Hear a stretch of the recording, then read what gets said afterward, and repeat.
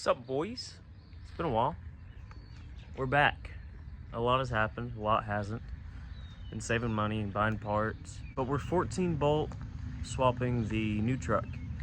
So if you don't know what that is, it is a 3/4 ton axle, rear end, whatever, out of a 99 to 06, and then a bunch of like the old square bodies. But the one I have is out of a 2005 2500 HD. Actually, the way this works, it's a full floater rear end. So you can pop the axles, slide them out without even taking the wheel off. They're really strong. The 10 bolts have the C-clip. They're not very strong. This one is a posi rear end with 410 gears. And we are doing the 13 bolt kit shaving thing.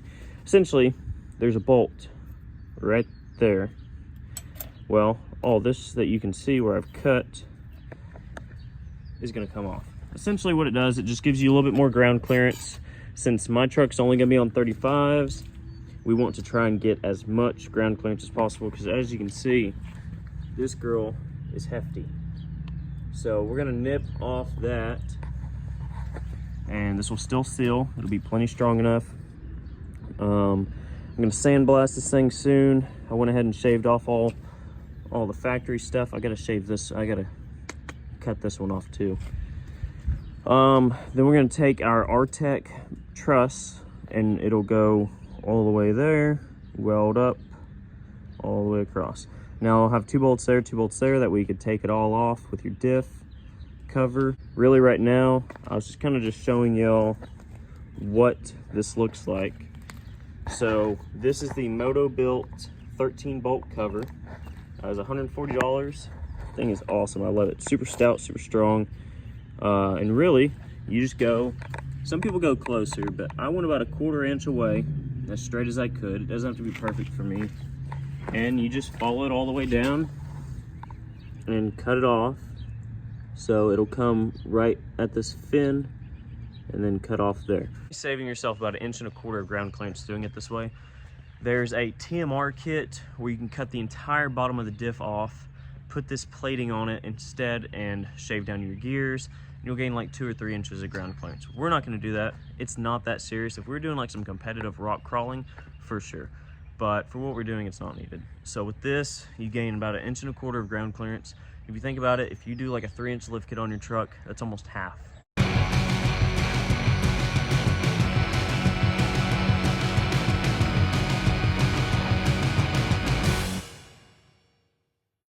So we got her done.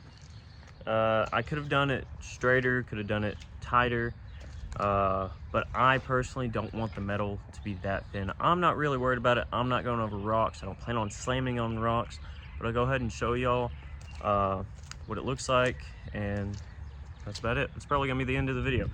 I don't have much going on.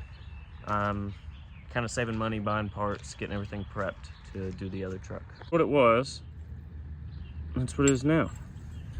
So you gain about that much in clearance, and all you do is you just, like I said, take about 1/8 or 1/4 inch from this seam, which you can see there where the screw was. I'm probably going to fill this with weld just to be safe, and then where your drain plug was, I'm going to weld all around that. But I think it turned out pretty good. I mean, it's not the straightest up and down. You can see it kind of still comes out, but like I said, I could shave all the fins off this and do, you know, the full round thing that people do and cut that out, or cut this out, or cut this out, but really I'm not worried about it. I think this is more than good enough. It just needs to be, you know, just clearanced a little bit.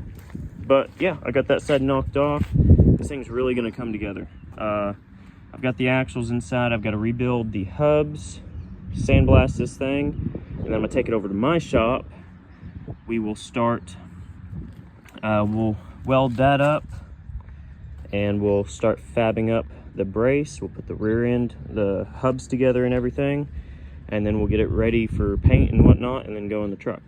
Right now, I bought a welder and bought gas. I'm waiting on a regulator. So I'll have a welder at the house. I'll be able to weld out the the bed cage, the bumpers, any sort of fabrication that I need to do. And really, it's just gonna make it a lot easier just being able to do it at the house. So, heck yeah. Well, this is Barebone Builds, and I'll see you later.